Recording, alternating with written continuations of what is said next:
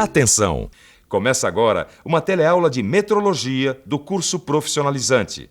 Você vai assistir a teleaula de número 24. Bons estudos!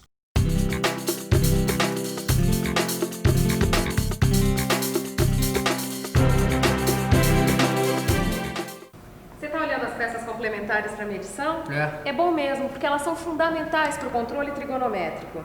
Controle trigonométrico? Não precisa assustar não, você vai entender direitinho, esse é o assunto da nossa teleaula de hoje. Na teleaula de hoje, você vai aprender a fazer medição com peças complementares e vai aprender quais são as fórmulas usadas nessas medições. Hoje vamos dar uma de cientistas? Cientistas?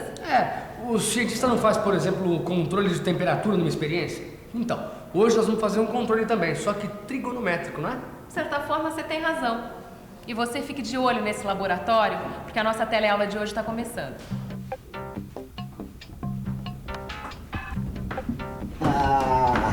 Agora eu quero ver como é que se faz para medir uma peça como essa aqui, ó. Uma peça como essa aqui não pode ser medida diretamente por causa da sua forma. Para medir, a gente precisa contar com a ajuda de uma peça complementar. E é por isso que a gente precisa conhecer a medição com peças complementares. Imagina uma coisa. Quando a gente precisa medir o nível do óleo do carro, não dá para entrar lá dentro porque o acesso é muito difícil. Mas a vareta, nesse caso, ajuda a gente a fazer a medição. Algumas coisas são impossíveis de se medir de maneira direta. É o caso de algumas peças, como as peças prismáticas ou as chamadas de revolução. Sem as peças complementares, seria praticamente impossível medir os ângulos de um prisma com rasgo em V, as superfícies dos calibradores cônicos ou dos parafusos. As peças complementares mais usadas nessa medição, Ângela, são essas aqui, ó. O cilindro,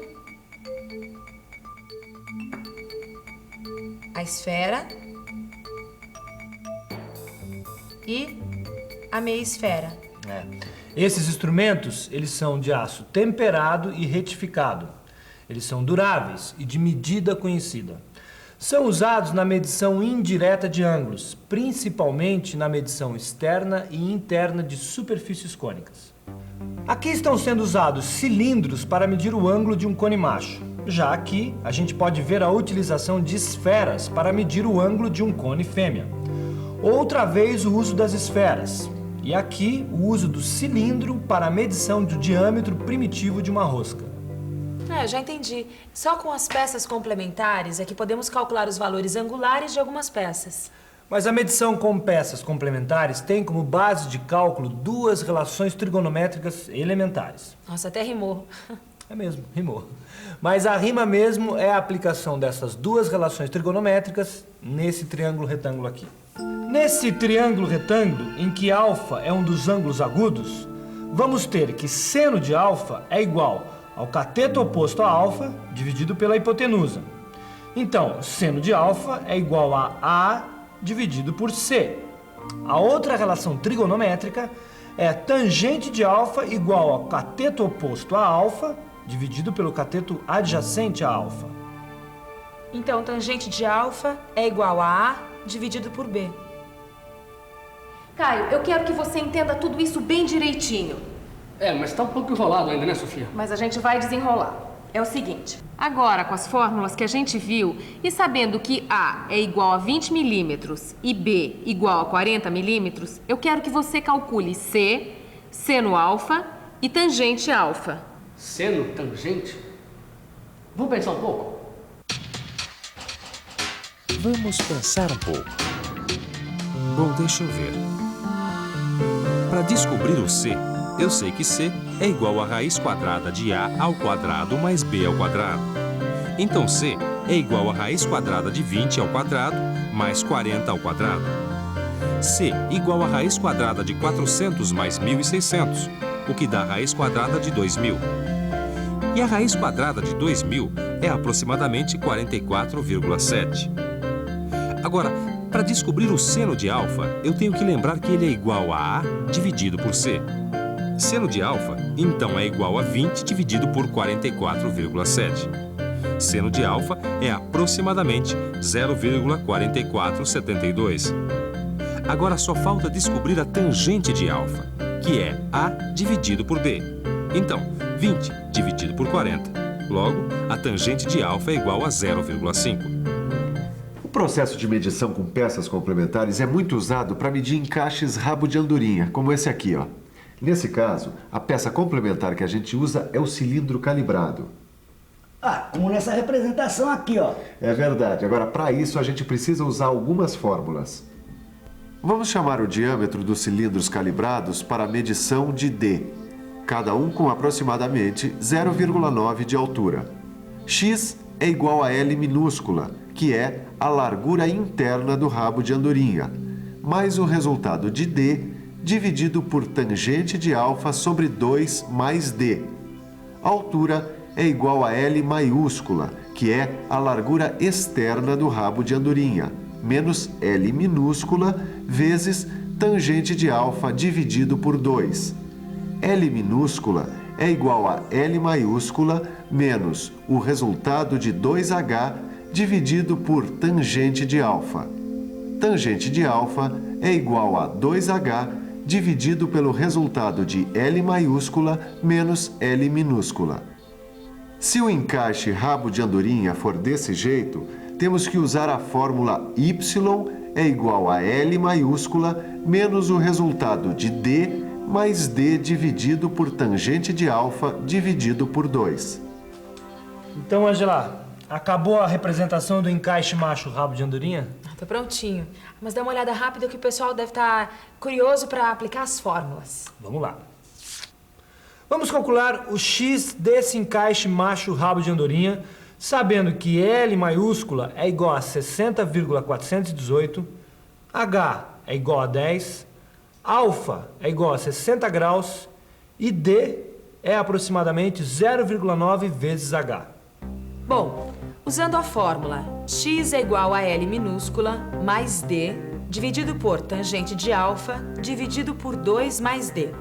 Desenvolvendo a operação, dá que x é igual a 73,459 milímetros. Bom, Miguel, agora eu quero ver se você tá afiado. Olha aqui. Vamos calcular o y nesse encaixe fêmea-rabo de andorinha, sabendo que L minúscula é igual a 35, H é igual a 11 e alfa é igual a 60 graus. Sabendo que a fórmula principal é y igual a L maiúscula menos o resultado de D mais D dividido por tangente de alfa dividido por 2, e sabendo que D é aproximadamente 9 milímetros e 9 décimos porque H é igual a 11, a primeira coisa a fazer é descobrir o valor da L maiúscula através da fórmula L maiúscula igual a L minúscula mais 2 vezes H, dividido por tangente de alfa. Então, y é igual a 20,655 milímetros. Caio, onde está aquela representação que chegou do laboratório de desenho? Tá aqui, ó.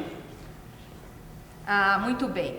Eu quero que você ache o X nesse encaixe macho rabo de andorinha, sabendo que o L maiúsculo é 80 milímetros, H é 20 milímetros e alfa é 60 graus. Primeiro, usando a fórmula, a gente descobre que L minúsculo vale 56,906 milésimos e D é aproximadamente 18 milímetros. Agora, a gente usa a fórmula principal. 56,906 milésimos mais o resultado de 18 sobre tangente de 60 graus dividido por 2 mais 18. Aí, 56,906 milésimos mais 18 dividido por 0,5773 décimos de milésimo mais 18. Usando a calculadora, 56,906 milésimos mais 49,177 milésimos. Concluindo, x é igual a 106 milímetros e 83 milésimos. Muito bem, Caio, eu quero que você fique por dentro da medição do encaixe rabo de andorinha quando a gente tem que medir a ranhura externa e a ranhura interna.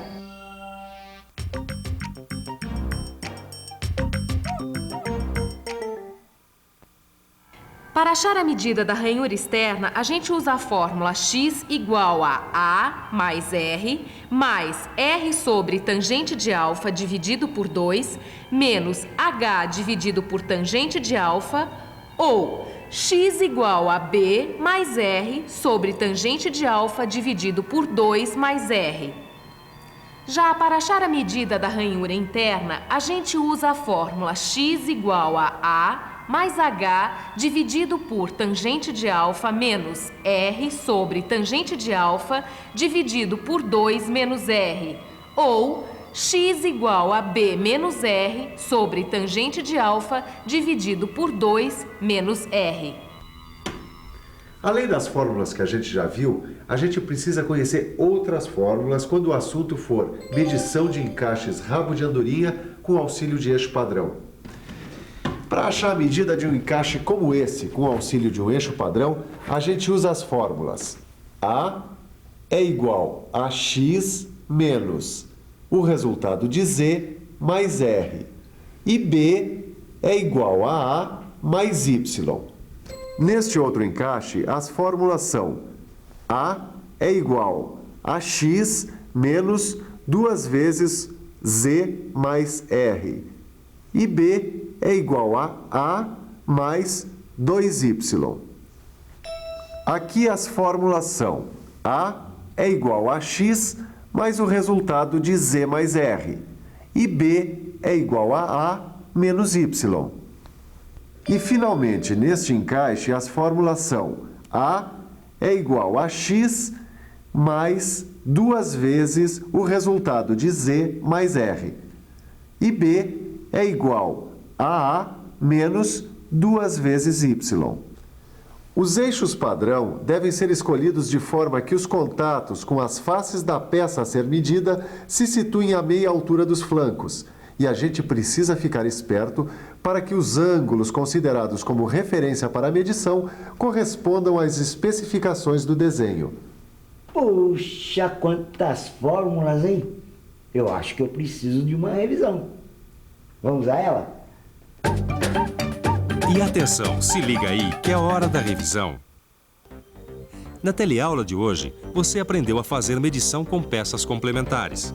Viu que a medição com peças complementares tem como base de cálculo duas relações trigonométricas elementares. E aprendeu a calcular várias medidas do encaixe rabo de andorinha. Bom, você já percebeu que a teleaula de hoje é pura matemática, né? Então dê uma boa estudada no seu livro, resolva os exercícios para tirar todas as dúvidas. Até a próxima teleaula.